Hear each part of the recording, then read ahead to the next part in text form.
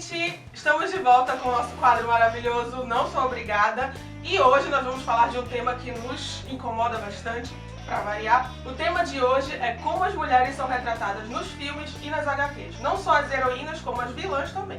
E para falar sobre esse tema, junto com a gente trouxe aqui diretamente da PUC de São Paulo a Thaís Silva, que está fazendo o mestrado dela sobre corpo, figurino dentro das HQs, como que as mulheres principalmente são retratadas.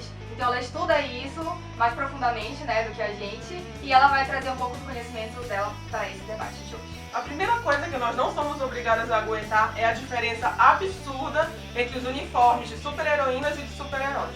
Não é preciso observar muito, né, pra ver que a diferença é incrível, assim. As mulheres estão sempre seminuas e os homens totalmente cobertos, com raríssimas exceções. O primeiro exemplo que a gente pode pegar para mostrar para vocês é o pôster que saiu na Comic Con agora da Liga da Justiça.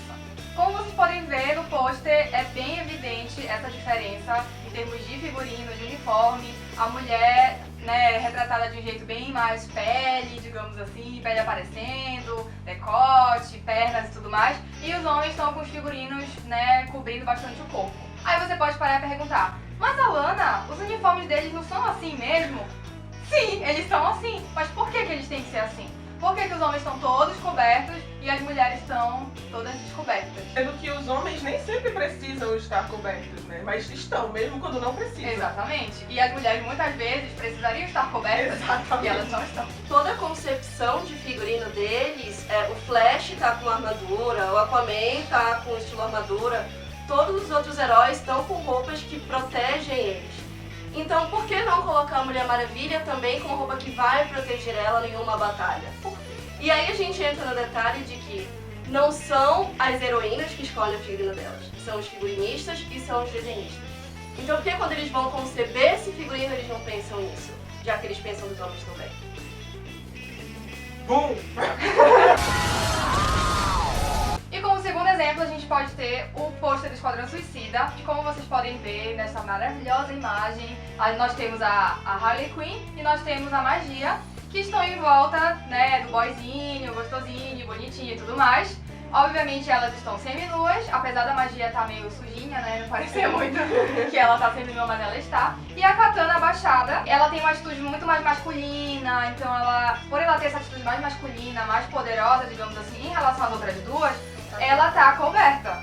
Tá deslocada também, no posto. Exatamente, ela tá numa outra posição, ela tá abaixada e ela tá toda coberta. Enquanto as outras duas não, elas estão numa posição meio que de mulherzinha, sabe? Utilizando esse termo que muita gente Isso é um tipo de retratação comum nos quadrinhos e agora que a gente tá vendo também nos posters, todas as vezes que vão lançar os posters de algum filme. Que quando eles tentam colocar uma personagem que seja dona da sua própria sexualidade, ela praticamente está sempre hipersexualizada e seminua. Que é a forma que eles acham de conseguir demonstrar isso e muitas vezes acaba passando uma imagem mais pra vender ela do que de fato dizer que ela é da sexualidade dela. E quando eles querem colocar uma personagem que é forte e é guerreira, que é, por exemplo, na Katana, ela se assemelha com os estereótipos masculinos.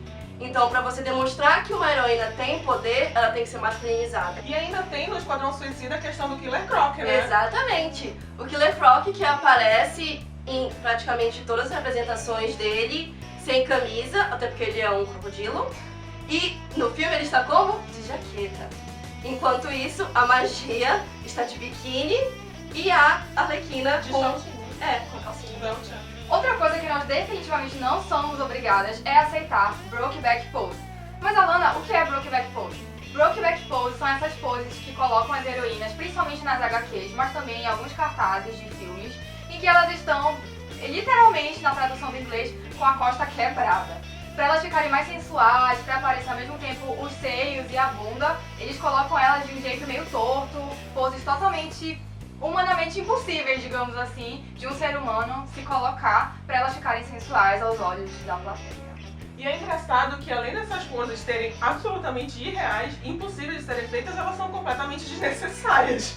Por exemplo, a Mulher-Aranha naquela capa que ela aparece, que ela tá com a costa quebrada praticamente, com a cabeça pra trás assim, e não tem objetivo nenhum, não mostra nada sobre a personagem, nada. E o uniforme dela é meio que pintura corporal. Exatamente.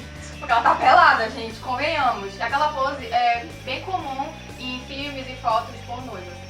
Tem um detalhe que essa capa específica, ela foi uma capa feita pra divulgar a Mulher-Aranha pro público feminino e eles contrataram quem pra desenhar ela? O Milo Manara. Pra quem não sabe, é um desenhista de quadrinhos heróicos. Outro exemplo bem parecido com o da Mulher-Aranha é a Mulher Gato, né? Exatamente. A Mulher Gato, quando foi desenhada pra edição 0, foi feita de uma forma tão anatomicamente terrível que até os fãs criticaram e ela teve que ser redesenhada de uma forma que ainda assim demonstrava o peito e bunda, mas menos terrivelmente anatomicamente desfigurada. E pra pegar um exemplo dos cinemas e de séries também, a gente pode falar um pouco das movimentações de câmera. Eu não entendo muito bem, assim, em termos técnicos, os nomes de todos os movimentos de câmera, mas dá pra gente perceber que a câmera sempre dá um foco, né, em partes específicas do corpo da mulher, ou então a câmera vem vindo de baixo pra cima, ou de cima pra baixo, pra dar aquela noção de, nossa, eu tô te secando, né. E também as mulheres, muitas vezes, no meio das lutas, elas caem em posições meio duvidosas, né, digamos assim, e a câmera, obviamente, vai filmar elas de um jeito bem mais sexualizado do que acontece com os personagens masculinos. No trailer de Esquadrão Suicida, por exemplo, a gente tem a Arlequina, mais uma vez, como um ótimo exemplo disso, que ela se abaixa pra roubar alguma coisa e a câmera dá um foco perfeito na bunda dela. Maravilhoso, não tem o que tirar. E essa cena, né, ela tem 3 segundos. Cara, são 3 segundos em que a câmera tá focando no fiofó da menina. Sendo que um trailer é um vídeo rápido que é pra atrair os fãs, né, atrair o público pra assistir aquele filme. Então ele precisa passar o maior número de mensagens possíveis. E ele tá passando o quê? 3 segundos de fiofó. E aí você pode se perguntar, mas gente, pra que isso? Qual a necessidade dessa apelação sexual toda? E o argumento que vão te dar é, porque esses produtos são feitos para o público masculino. Sendo que esses produtos só são feitos para o público masculino porque não existe identificação por parte do público feminino. Porque pra que eu, uma mulher, vou querer ver um filme ou ler uma HQ que a personagem é representada dessa forma, hipersexualizada, e que a personalidade dela, a história dela, a força dela não é mostrada ou é deixada em segundo plano para que os homens possam aparecer mais? Lógico que não vai ter identificação. Você diz que não tem produtos, vamos dizer action figures, por exemplo, de mulheres super-heroínas porque as pessoas não vão comprar. Mas as pessoas não compram porque não tem. E, gente, bons exemplos existem sim. Pra mim, gente, puta do exemplo de boa representatividade feminina nesse meio de heróis é a Jessica Jones, da série, não da HQ. Até porque eu não conheço muito bem a HQ pra falar, mas eu sei que na HQ ela usa um uniforme bem colado no corpo, parece pintura corporal o uniforme dela. É tomara que caia, o que ia dificultar bastante, né, ela em momentos de luta e de combate. Porém, a Jessica Jones da série, que é uma Jessica Jones diferente, é uma outra fase dela, é uma Jessica Jones puta do mulherão, cara, que luta, que é inteligente, que tem a empresa dela. Ela vive um romance, vive, tem um monte de cena de sexo na série, tem. Nem por isso ela é retratada de uma maneira hipersexualizada, nem por isso ela fica em poses totalmente blá blá blá blá de loucas, entendeu? Que não existem, impossíveis. E tá aí, cara, uma puta de uma heroína bem representada do jeito que eu acho que deveria ser. A gente sabe que a gente tá no meio geek e que por causa disso muita gente vai discordar do que a gente tá falando aqui, mas se você é um dos que concorda com a gente, saiba como melhorar esse cenário. Seja crítico, não reproduza esses discursos misóginos, não tenha medo de dar sua opinião só porque ela é diferente, não tenha medo de ser o chatão da turma, sabe? Tente entender a pessoa que tá ali falando. Se é uma mulher que tá falando, ouça, porque ela tem o que dizer. Desconstrução é bom, diversidade é bom. Quanto mais disso tiver, mais pessoas vão se sentir representadas e mais pessoas vão comprar e querer investir nisso. E todo mundo quer que tenha mais filmes, mais quadrinhos e mais de tudo desse universo. E se é difícil pra você, se você ainda acha que nós somos as chatonas porque estamos falando de ver mulheres não como objetos sexuais, mas sim como pessoas, tenta se colocar um pouquinho no nosso lugar. Em como é que a gente se sente quando a gente vê essas apresentações. Tem um Tumblr muito bom que se chama Hawkeye Initiative. E nele, as personagens, nas poses mais absurdas que elas são colocadas, tem a sua versão de herói masculino nessas mesmas poses. Então todas essas poses que a Tempestade já teve que ficar, a Mulher Maravilha já teve que ficar, e todos os outros personagens, você pode ver elas sendo feitas pelo Super-Homem, pelo Batman, e aí você começa a perceber o quão é ridículo e absurdo que elas tenham que ficar nessas posições só por prazer visual dos outros.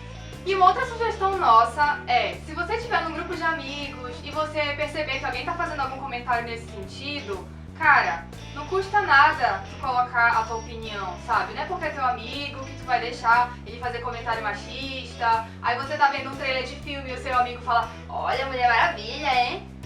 Gostosona! Não deixa, cara. Não é porque você também é homem, você também é amigo daquela pessoa que você tem que deixar isso passar.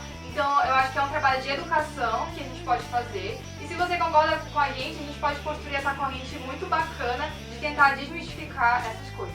Então é isso, gente. Esse foi o nosso vídeo. Queria muito agradecer a participação da Thay. Ela tem muito a colaborar sobre esse assunto. Então, obrigada, amiga, de verdade. E, gente, nós queremos ser muito bem representadas porque aqui ninguém é obrigado a nada. Não somos obrigadas.